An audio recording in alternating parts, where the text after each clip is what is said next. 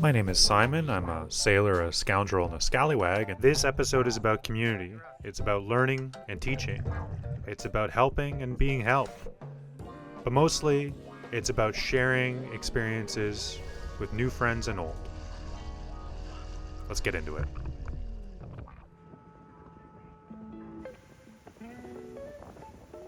That's the name of the game.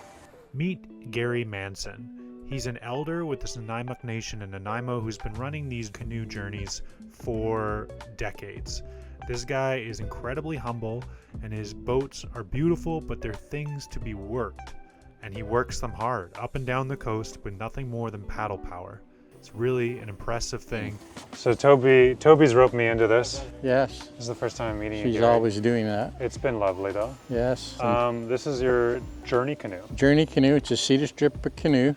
Yeah. Built by my brother-in-law, the late Elmer Sampson. I think it's 34 foot.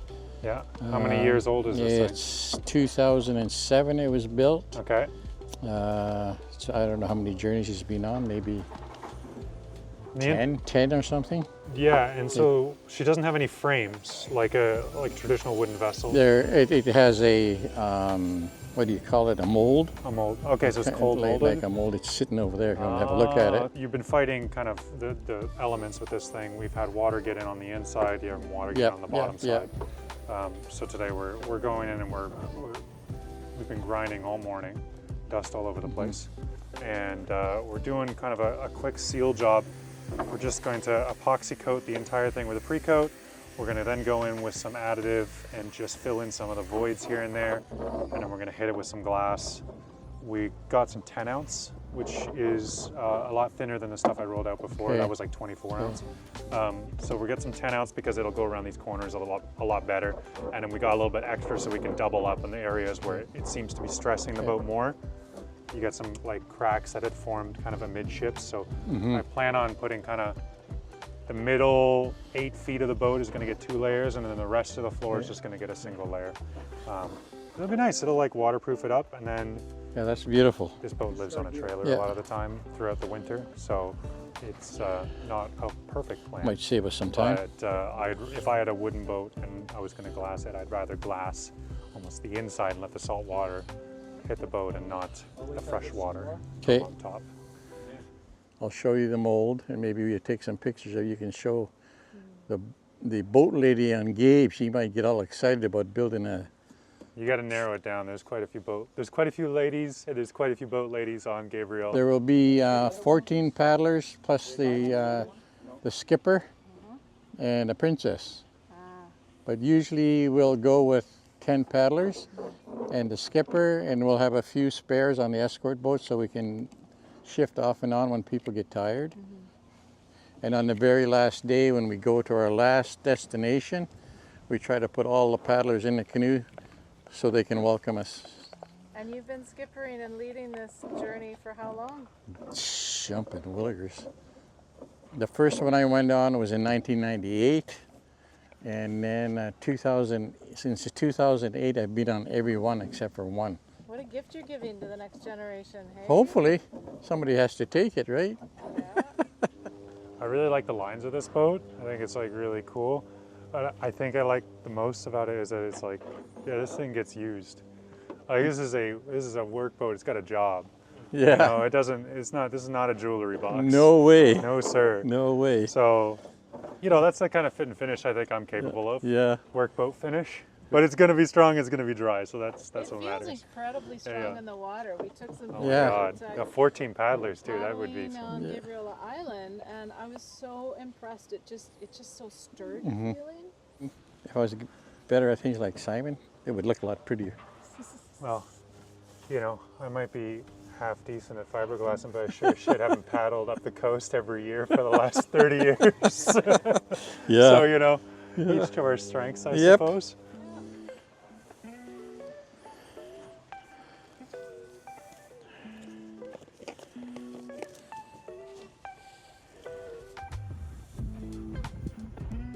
We're going to start now. I've got kind of enough epoxy mix to do the rest of this painting. We've only got one roller, so we're going to finish the roll-in. You can get on, if you want to get a set of gloves, I'll mix up some Profil and you can start squeegeeing that in. In where? We're going to start on that end and work our way up. Silica beads vaporized by a super hot kiln till it's basically a little tiny powder. See? So, spots like this. Put some in there.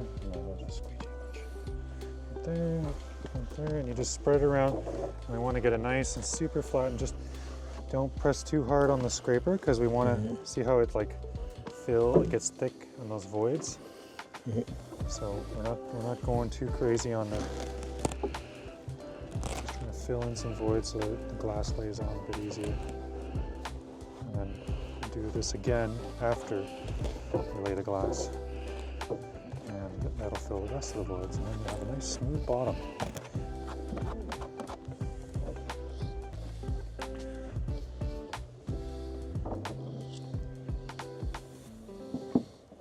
Now, usually we wouldn't do this. Usually, like, whatever I was glassing would be smooth enough that I wouldn't need this kind of additive, but you know, that's ideal circumstances. And we're not always fiberglassing in ideal circumstances. What we have is a lumpy bottom that the glass will not adhere to well.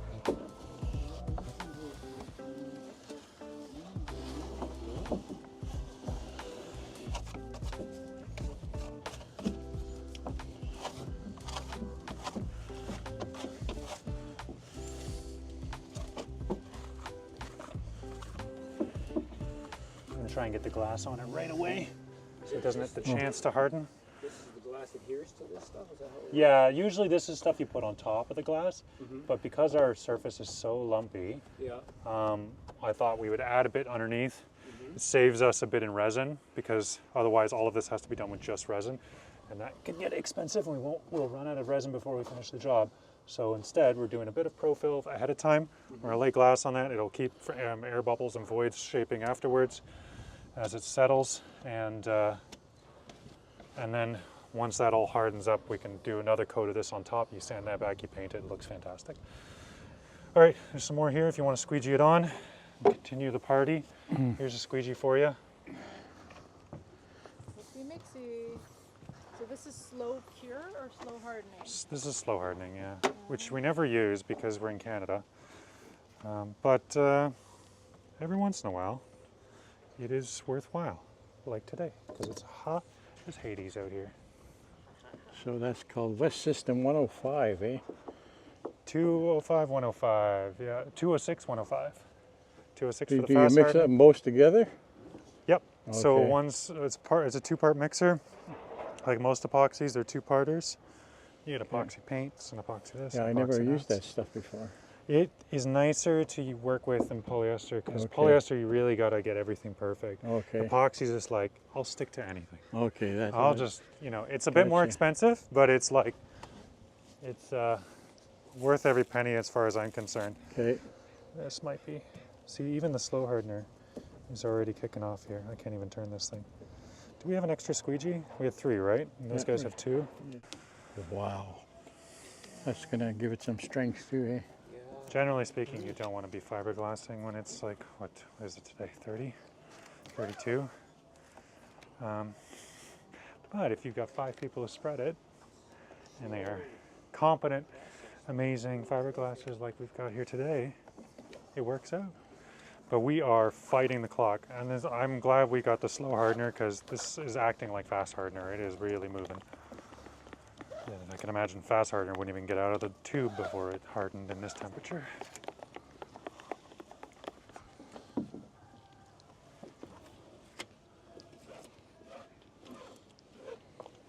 Oh, beautiful. Awesome. Love you. You happy? Yeah, I am. Anytime you get help, appreciative.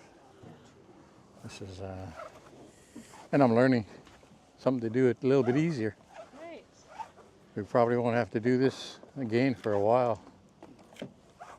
So most important for you was making sure that the bottom, the boat was safe. No fresh water was getting in here. Fresh water. Yeah. And sometimes when you cover it all winter, the mildew does, the fresh water does seep in there. And sometimes it's rains so hard, the tarp gives away. And Nothing better than sitting on a boat, tell you that. That's pretty good. Especially with no phone. So Gary, tell me what's the name of this canoe? The name of the canoe is Munnet. Usually you name your boats and your canoes after your children. So I got six children, so I just called it Munnet. So it's named after all of them. It means my blood child. Yes. All right. All right, sick. Good job, gang. Thanks, guys. Yes. Hi. All right.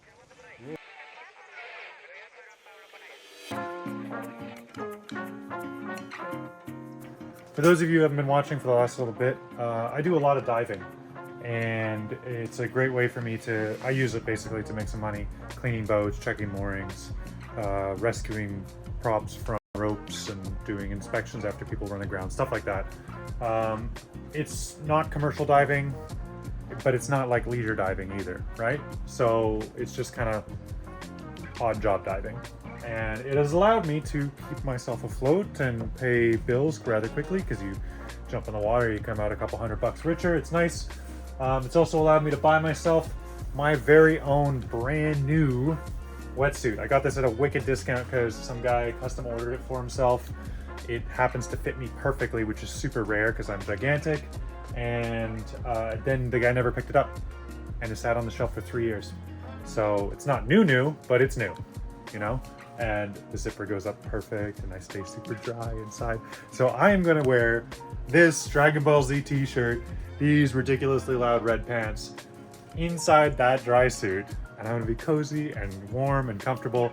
And we're gonna go diving with Nathan, Haley, Flossie, are all joining us for, they're all free diving. I'll be doing a little bit of scuba, and I'm just gonna like have myself a leisure dive, because this will be the second ever leisure dive I've ever done here in Canada. So that's pretty cool. I don't know, see what we see. And I love how easy this all goes on, and I have an extra inch in every dimension, which is just so lovely. But the one thing I wish this thing had, I like this suit in every respect, especially like how easy it is for me to get it on. I can wear layers underneath. The only thing this suit's missing from being absolutely perfect, maybe 3 things. There's not much for abrasion patches. Like, I feel like eventually I'm gonna wear some holes here and there. There's also no holster for a knife, which I really appreciate, because my last one had that. It was really great.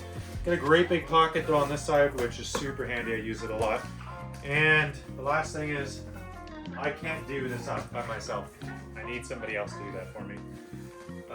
Which is a bummer, because I do a lot of my dives solo. Instead, sometimes I get out of the water, it's fairly late in the day, and I'm wandering around the docks looking for somebody to get me out of this thing. You know, I meet some interesting people that way. Nathan, look at Nathan's setup. Nathan, show us the hole. Oh my god. Oh yeah, and you like this? This is my my belt strap. Nice, I love it. From my bag. No one's criticizing my dive attire. Terrible dive attire. My god, brutal. If Pierre Polyev is running the country tomorrow, you'll know why. Okay, he died diving. He died doing what he loved. Froze to death like Trudeau should. Having a ponytail. This is gonna be so fun. Nice. We're going to the beach on. So we're gonna do possibly 2 separate dives. We're gonna start real easy, because this is Haley's first time in the water. Nathan's like 2nd or 3rd time, so we're gonna just take it nice and easy. There's a little shipwreck here inside of Silva Bay. The water's a bit warmer here, but it's also, visibility's a bit less. But it's a nice spot, and it's always super sheltered from the northwest, so it's just an easy spot, very close. If we get bored of that, we're gonna head out of Silva Bay to one of the first outer islands, one that we like to catch the sunset from a lot, called Carlos. And Carlos has a whole variety of stuff to see there, but no shipwrecks.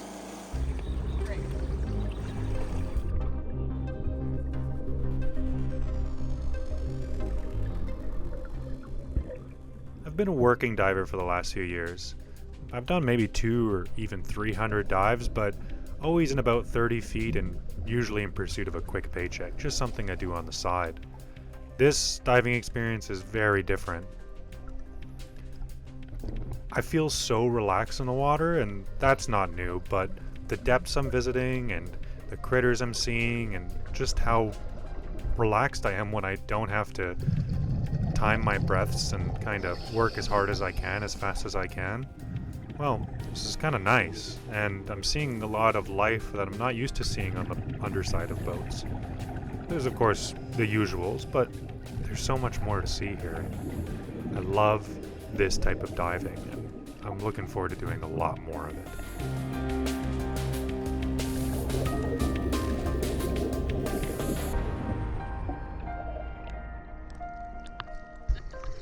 Alright, Flossie, how was the first dive?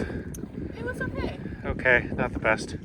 But today we're going to our second dive at Carlos Island. Hopefully more life, less sand. More better. Yeah. Drop off. You got your pants on there, Trudeau? Let's go.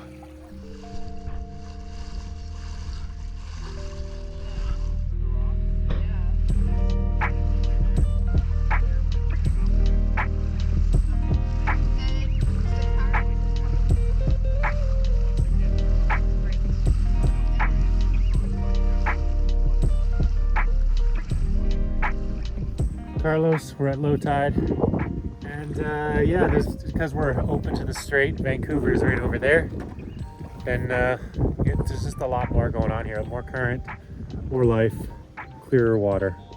Hopefully, more better.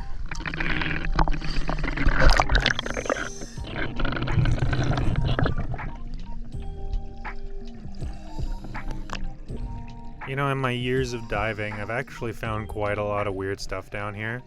Of course, you get a lot of fishing gear, that's the most popular. Loads of traps, abandoned traps, and nets, and lures, and lines. But I do find the odd anchor here, and that's kind of nice because they're still useful, and most of the time they haven't rusted away enough, and I get to bring them back up. Sometimes I use them, and sometimes I sell them off. I've found quite a few mooring blocks, and those are very useful because I can put new hardware on them and relocate them to an empty spot and make use of them again. So I also find some less useful stuff. A lot of battery operated sanders and battery chargers and cell phones and cameras. They always fill my heart with a little bit of sorrow because somebody obviously spent some money on this and watched it all go overboard. Of course, sometimes that somebody is me. I've actually lost quite a few things overboard. A lot of charging cables and small electronics. I even lost one of my microphone receivers, which really sucked.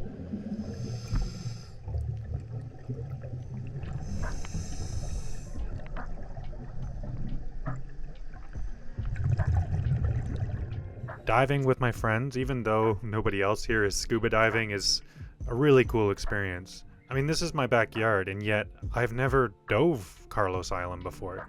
This is really cool, and I'm going to be doing way more of this, especially with good friends like these. Well, it's not a feast, but you know, you did okay. Flossie, you from New Zealand? How long you been here? I got to from New Zealand. I moved to Australia, and then I moved to Canada in 2018. Okay, so it's been a minute. It's been a minute. Yeah. So this won't be new to you. Well, you know what? Clamato juice is new But a Caesar? in a bottle. Ah, it's pre-mixed Caesar. Yeah. So the thing that is new to this hemisphere to me is the fact that they put clam juice in Caesars. Right. In Southern Hemisphere, no clam juice. No clam juice. Well, this one's got maple leaves all over it, so there's definitely clam juice in there. And yeah, this is not your Bloody Mary. This is not your, what's the Mexican one? Chinita? I don't remember. Anyway, so there's another, there's a Mexican one that's with That beer one. that's fantastic. They're all very good. Yes. Caesar's the best. And we're going to have Caesar with Simon's Own spicy moonshine. Yeah, that's a chili inside of there or a piece of wood? That is a piece of wood. There's a piece of oak to give it a little bit of, it needed some oak in there. Nice. And the flavor was too sharp. It needed oakening. So we Very. have rockfish. We got our caught rockfish there. Congratulations. Thank Super you. Hunter. And then we have a bunch of salmon, smoked salmon dip over here, which is also spectacular. Feast. Actually, I have worked up an appetite. All right, well, let's go. Oh, this is tasty. Garlic salt, Yeah. The fancy Madrone salt flakes. Oh, that's what it is. I was like, there's some flakes in there. Yep, and some nice like cracked pepper.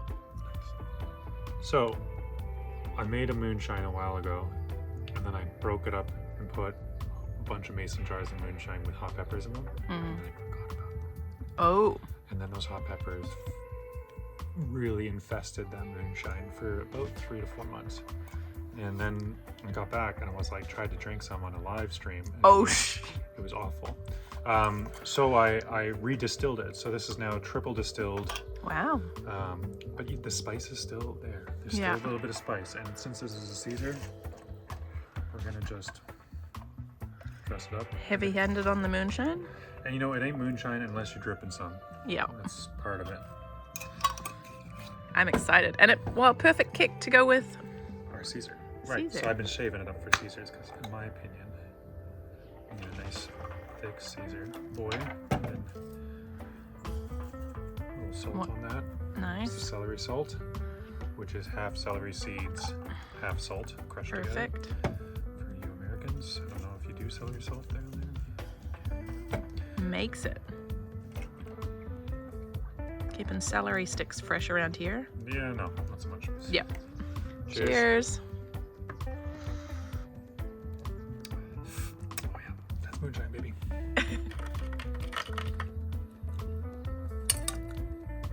Oh yeah. There's like, it's like, it has a, it is moonshine that has had a life-changing conversation with a hot pepper. Oh yeah, that's good, but it's not gonna blow my head No, off. no, it's not But like, it's got that- but all the flavor notes are there. The heat and Yeah. by the time I get to the bottom of this beverage, Yeah, the you're heat gonna, has gone from here to here. yeah. That's probably what's And I going just on. like, you know, when you have this moonshine strength stuff plus the spice together, they're just a natural bedfellows. Oh, it's so good. Nice, there you go.